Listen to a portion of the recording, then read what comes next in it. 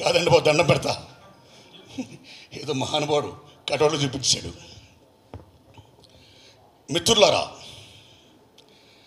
ఈ కరోనా కష్టకాలంలో ప్రపంచపరంగా మొత్తం మానవ జాతి అల్లకల్లోలవుతున్న దశలో ముఖ్యంగా మన సినిమా వాళ్ళం మళ్ళీ మన సినిమాలు రిలీజ్ అవుతాయా, థియేటర్ ప్రేక్షకులు వస్తారా, అసలే సమూహాలతో కూడుకున్నది, లాక్డౌను, నిషేధాలు, ఇలాంటి భయంకరమైన పరిస్థితుల్లో ప్రత్యక్షంగా పరోక్షంగా లక్షలాది మంది సినిమా కార్మికులు ఈ పరిశ్రమ ఆధారపడిన దశలో ఒక వలస కార్మికుల్లాగా సినిమా కార్మికుల భవిష్యత్తు కూడా ఏమిటి అనే మీమాంసలో ఉన్న దశ. తెలుగు సినిమా పరిశ్రమ ఏమీ కాదు, భగవంతుడు చాలా గొప్పవాడు. లాక్డౌన్ పోతుంది, కరోనా వైరస్ నశిస్తుంది, మళ్ళా థియేటర్ తెరుస్తారు, ప్రేక్షక దేవుడు వచ్చి ఆదరిస్తారు. మళ్ళా ఇలాగా ప్రెస్ మీటింగ్ పెట్టుకొని విజయ యాత్ర చేస్తూ సోలో బతికే సోపెట్టంటూ ముందుకు వచ్చి ఈవేళ ఈ ప్రెస్ మీట్ జరుపుతున్నా ఓ నిర్మాత దర్శకుల ద్వారా హీరో సాయిధరం తేజ్ గారు, అమ్మ ఏం పేరమ్మ నీ పేరు, నభా నటేష్ గారు, దండమే వారికి, మీకు మీడియా మిత్రులారా మీ అందరికీ కూడా దండం చెప్తున్నా. ఇది మామూలు ఆనందంగా లేదు సార్, మామూలు ఆనందం కాదు. ఈ ఆనందానికి ముఖ్యంగా మన కేసీఆర్ గారు, అక్కడ జగన్మోహన్ రెడ్డి గారు సినిమా ఇండస్ట్రీ కరోనా కష్టాలు ఉన్నప్పుడు మీకు ఏం కష్టాలను చెప్పండి, మేము రాయితీలు ఇస్తామని చెప్పడం ఇవ్వడమే కాకుండా, థియేటర్ తెరుచుకోవడం చెప్పడమే కాకుండా, అలాగే భౌతిక దూరం మెయింటైన్ చేస్తూ థియేటర్లు మెయింటైన్ చేయండి, ప్రేక్షక సంక్షేమ దృష్టి అని చెప్పడానికి మన కేసీఆర్ గారికి, మన జగన్మోహన్ రెడ్డి గారికి హృదయపూర్వక ధన్యవాదాలు చెప్తున్నానండి.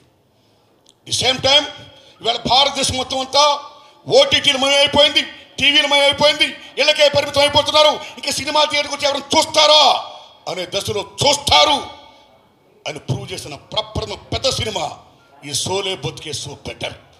సోలో బతుకే so better. The credit goes to first the hero Saidharam Tej. Once hero film is coming, the big banner, the publicity and TTV or UV Krishna Vamsi garu కానీ, దిల్రాజు గారు కానీ, పెద్దలు మొత్తం వాటానికి మీడియా ఈవేళ నిజంగా చాలా ఆనందం ఉంది. ఈ ఆనంద దశలో నన్ను కూడా పిలిచారు. దీనికి కారణం మా సుబ్బు సార్.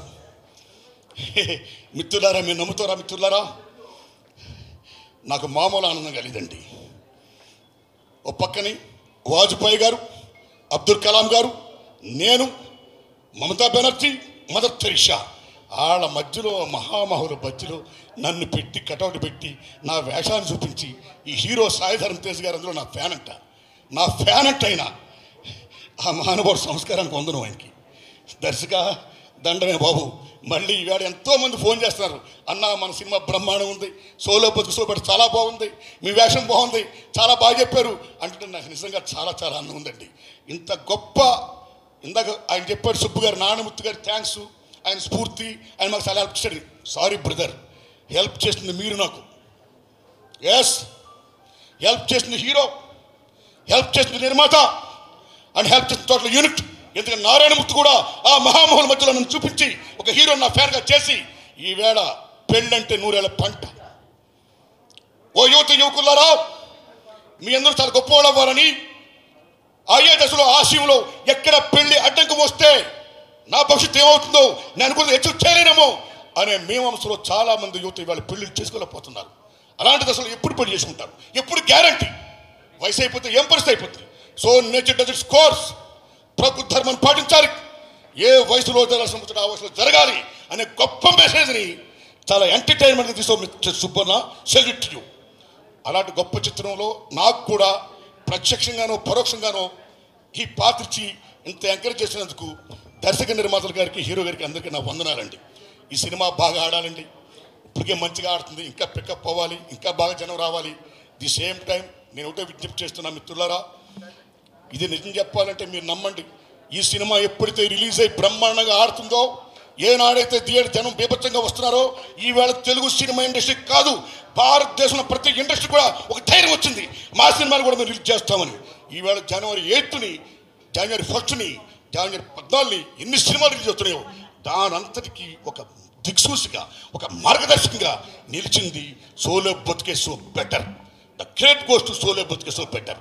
అంత ధైర్యం చేసిన ప్రసాద్ గారు, ఆయన జన్మేంటో, ఆయన అత్తారిని దారిదైన సినిమా తీశాడు. ఆయన పవన్ కళ్యాణ్ గారు హీరో, త్రివిక్రమ్ శ్రీనివాస్ గారు డైరెక్టర్, భారీ సినిమా. ఆ సినిమా అదేమంటారండి, వైరస్ మొత్తం రేపొచ్చి కొల్లరైపోయిన దశలో ఆ మహానుభావుడు మళ్ళా ఆ సినిమాని ఆటుపోటు తట్టుకొని ఇచ్చేసి మొత్తం రిలీజ్ చేశాడు. ఆ మహా సినిమా ఏం బీభత్సంగా ఆడేసింది.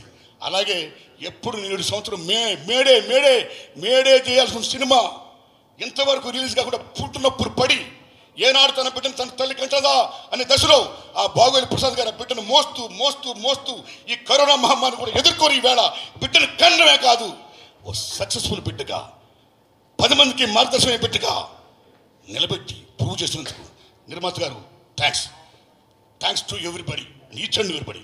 మిత్రులారా, ఈ దశలో నేను ఒకటే విజ్ఞప్తి చేస్తున్నాం ఫ్రెండ్స్, దయించి టికెట్లు అక్కడ రేట్లు పెంచకండి. ఏదో మాకు చాలా భారీ సినిమా, కరోనా కష్టకాలంలో ఆఫ్ పెర్సెంటేజ్ ఉంది, ఈ కారణాల వల్ల మేము టికెట్లు పెంచుకుంటే కానీ మాకు వర్కౌట్ కావు అనే దశకు దయించి పోవద్దు.